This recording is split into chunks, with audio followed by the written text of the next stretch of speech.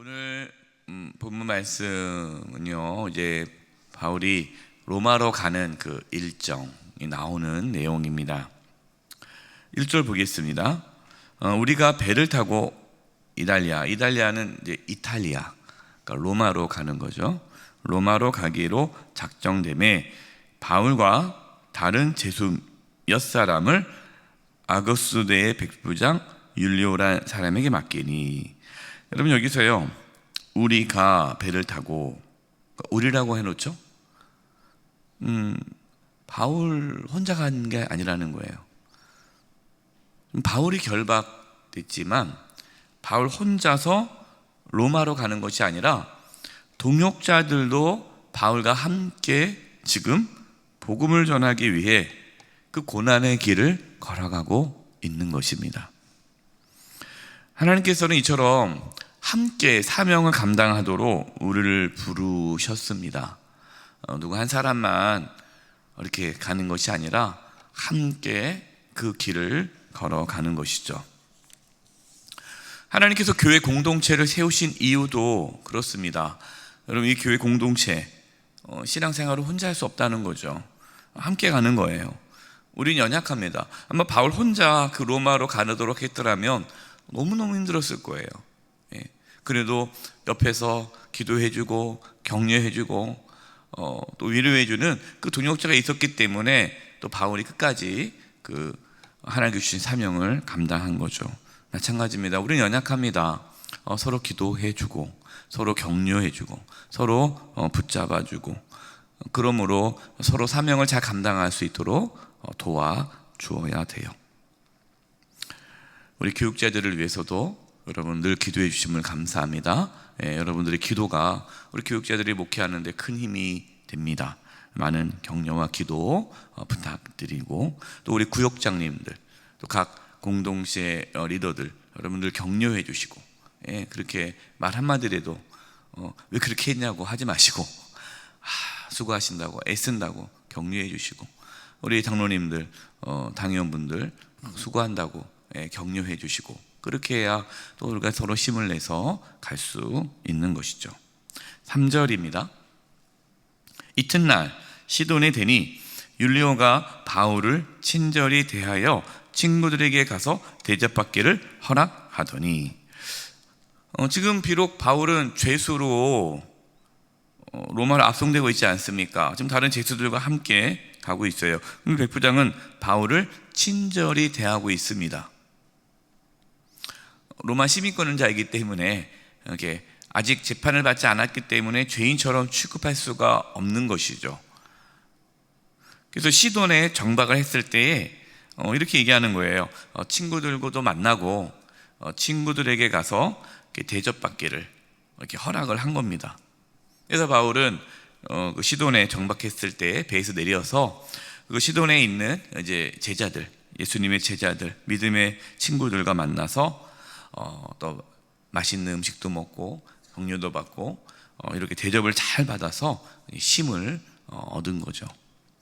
여러분, 이처럼 우리는 서로 격려해 줄 동역자, 돌아봐야 할 동역자가 필요합니다. 서로 대접하고 격려함으로써 우리가 함께 믿음의 길을 더 잘 걸어갈 수 있기를 바랍니다. 7절과 8절입니다. 배가 더디가 여러 날 만에 간신히 니도 맞은편에 이르러 풍세가 더 허락하지 아니하므로 살몬의 앞을 지나 그레데 해안을 바람막이로 항해하여 간신히 그 해안을 지나 미양이라는 곳에 이르니 라세아시에서 가깝더라. 로마로 가는 그 뱃길이 너무나 힘든 거예요. 이게 평안하게 가지 못합니다. 계속해서 이렇게 가는데 어려움이 생겨요. 역풍이 불어서 배가 앞으로 가는 것이 힘듭니다. 여러분, 이상하지 않습니까? 하나님께서 분명히 로마로 가라고 말씀을 하셨잖아요. 그러면 지금 바울이 로마로 가는 그 모든 여정이 순탄해야 되지 않겠습니까? 평안해야 되잖아요. 하나님께서 가라고 해 순종해서 가는데 막힘이 없어야 되잖아요. 그런데 하나님의 인도함에 따라 로마로 가는 그 길이, 항해 길이 너무나도 험하고 힘들고 어렵다는 것입니다. 여러분처럼 우리가 하나님의 일을 하는 데 있어서, 우리가 하나님의 인도하심을 받고 나아가는 데 있어서 때로는 어려움과 힘듦이 있을 수 있다라는 거예요. 왜 이렇게 힘들지? 왜 이렇게 잘 이렇게 안 되지? 라고 여러분 생각하지 마세요.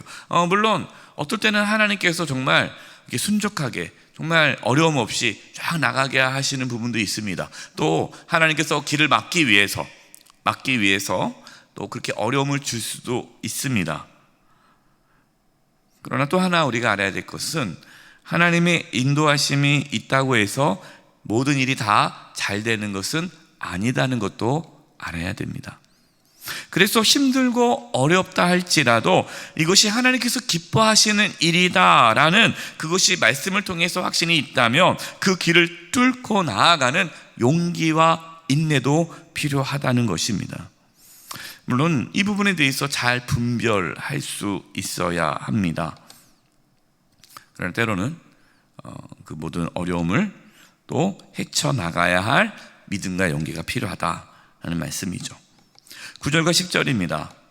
여러 날이 걸려 금식하는 절기가 이미 지났으므로 항해하기가 위태한지라 바울이 그들을 권하여 말하되 여러분이여 내가 보니 이번 항해가 화물과 배만 아니라 우리의 생명도 타격과 많은 손해를 끼치리라 하되, 지금 이제 바울은 항해하는 것은 위험합니다 라고 말을 하고 있습니다.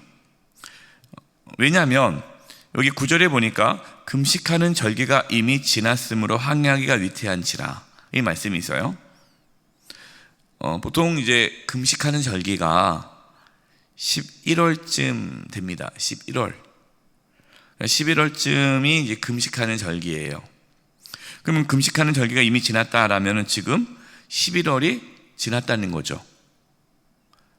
그런데 당시 통상적으로 항해를 할 때에 그 백길을 가는 데 있어서 9월하고 10월까지가 항해하기가 위험한 시기입니다. 항해가 위험한 시기고 11월부터 3월까지는 항해할 때 재난을 당할 아주 위험이 많은 시기예요. 그래서 이 11월 3월 달에는 항해를 하지 않는 것이 일반적입니다. 그래서 바울은 지금 기도하는 가운데 항해하지 말아라, 어떤 그것을 알고 전한 것이 아니라 일반적으로 지금 위험한 시기이니까 우리 안전하게 가자, 무리한 항해가 오히려 우리에게 큰 위험이 올 수 있으니까 좀 기다리자라고 얘기를 한 거예요. 우리는 이걸 통해서 뭘 알 수 있습니까? 바울이 하나님의 인도하심 받는다고 해서 무조건 상식을 벗어난 일을 하지 않았다라는 거예요. 여러분, 우리가 하나님 일을 할 때 무조건 된다, 다 된다, 믿습니다 하고 가는 것이 때로는 위험할 수 있습니다. 물론 여러분, 하나님께서는 광풍 가운데서도 안전하게 우리를 인도해 주시죠. 그러나 우리는 기본적인 상식적으로 행동해야 할 때가 있습니다. 11절입니다. 백부장이 선장과 선주의 말을 바울의 말보다 더 믿더라. 백부장은 바울이 그렇게 얘기했지만 선장과 선주의 말을 더 믿었어요. 여러분 어떻게 생각합니까? 이게 상식적이겠죠? 왜냐하면 바울은 뱃사람이 아니잖아요.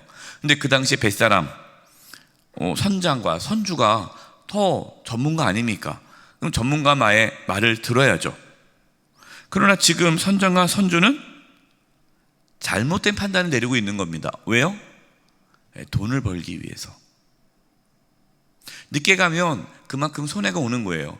배를 좀 늦게 출발하면 안전할 때 가면 안전하겠지만 그만큼 체류비가 들고 빨리 물건을 갖다 주지 못하면 또 그러한 경제적인 손실이 있기 때문에, 그러니까 지금 이 선정과 선주는요 돈 버는 게 목적입니다. 그러니까 위험한 건 뭐 위험하지, 우리가 뭐 다 위험하지 않겠냐 하면서 돈을 벌기 위해서 무리하게 일을 하는 거예요. 저는 말씀을 묵상하면서 오늘날 기업이, 중소기업이, 오늘날 그런 회사들이 이렇게 하지 않을까. 이번에도 사고가 공장에서 나서 많은 사람이 생명을 잃었는데, 물론 뭐 그 공장이 뭐 안전을 지키지 않았다고 단정 지을 수는 없겠죠. 그러나 많은 산업 현장 안에는 그러한 사고들이 많이 일어나는데, 대부분이 안전을 지키지 않아서 무리하게 작업을 해서 이러한 예산을 줄이기 위해서 이렇게 이런 걸로 인해서 사고가 많이 일어나죠. 그들은 돈을 더 벌기 위해서 위험을 감수하고 있는 것입니다. 여러분, 이처럼 지도자가 욕심에 사로잡히면, 욕심 때문에 잘못된 판단을 하게 되면 그 공동체는 큰 위험을 겪게 되는 것이죠. 바울은 잘못된 판단을 내릴 때에 가만히 있지 않고 잘못되었다라는 것을 말했습니다. 여러분, 그리스도인들은 불의를 보고 침묵해서는 안 됩니다. 여러분, 불의에 대한 침묵 또한 그것도 죄라는 사실을 알아야 돼요. 아니, 나는 몰라, 알아서 하겠지. 이것이 아니라 잘못된 부분은 또 잘못됐다라고 얘기할 수 있는 용기가 우리 그리스도인들에게 있어야 되죠. 18절 20절입니다. 우리가 풍랑으로 심히 애쓰다가 이튿날 사공들이 짐을 바다에 풀어버리고. 여러분, 18절 보세요. 이튿날 사공들이 짐을 바다에 풀어버리고. 그 짐이 그 목숨보다 귀했단 말이에요. 그 선장과 선주들은 이 짐을 빨리 옮겨줘야 돈을 벌 수 있기 때문에. 그런데 그것을 다 버리게 됩니다. 목숨보다 귀한 게 어디 있겠어요. 근데 가만히 보면, 우리가 살아가는 삶을 보면 세상 사람들은 목숨이 가장 귀하지 않겠느냐 하지만 그 영혼의 구원을 위해서는 신경을 쓰지 않죠. 지금 멸망의 길로, 죽음의 길로 치닫고 있지만 그걸 알지 못하고 계속해서 그 세상의 모든 욕망과 욕심을 끌어안고 계속 가는 거예요. 버려야 돼요. 여러분, 살기 위해서는 내려놔야 돼요. 정말 우리가 하나님의 구원을 경험하고 하나님의 은혜를 경험하려면 회심해야 됩니다. 회심 뭡니까? 자기 중심성에서 하나님 중심성으로 와야 되죠. 회개하고 주님께 돌아와야 돼요. 내려놔야 돼요. 19절입니다. 사흘 되던 날에 배의 기구를 그들의 손에서 내버리니라. 20절. 여러 날 동안 해도 별도 보이지 아니하고 큰 풍랑이 그대로 있음에 구원의 여망마저 없어졌더라. 아무리 애쓰고 아무리 노력을 해도 그 풍랑을 피할 수가 없습니다. 해도 별도 보이지 않아요. 구원의 소망이 완전히 사라졌습니다. 여러분, 이것이 하나님을 떠난 인간의 모습이죠. 여러분, 인생을 항해로 비유하지 않습니까? 항해로 비유하는 거예요. 자신이 아무리 철저히 계획하고 배가 떠났을 때 이 선장과 선주가 분명히 생각했을 거예요. 그래, 위험하지. 그러나 우리가 뭐 한두 번 이렇게 갔어. 우리 다 이때도 갔고 다 이겨냈어. 다 계획이 있어. 이렇게 아무리 철저히 준비하고 계획을 잘 세워도 그 계획을 이루시는 분은 누구십니까? 하나님이라는 사실을 잊어서는 안 돼요.